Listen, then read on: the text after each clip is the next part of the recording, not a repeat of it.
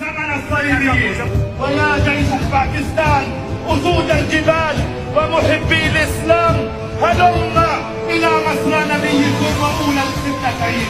فهلا اشتاقت جباهكم للسجود فيه.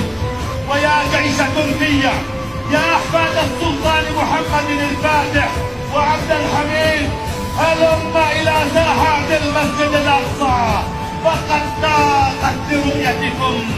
ويا جيش الجزائر، عشاق الشهادة وفلسطين، هلم إلى أهلكم في فلسطين فإنهم يستصرخونكم. ويا جيش إندونيسيا وإيران والحجاز وباقي بلاد المسلمين، هنا القدس، هنا مسرى نبيكم، هنا أجساد أجدادكم من الصحابة العظام، هنا أرضكم المباركة، هلم فحرروها وطهروها.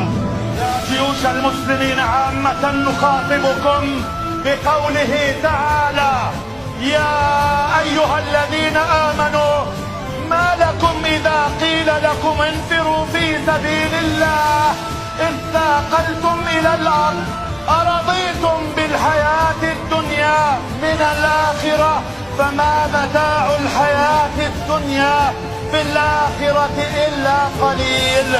إلا تنفروا يعذبكم عذابا أليما ويستبدل قوما غيركم ولا تضروه شيئا والله على كل شيء قدير.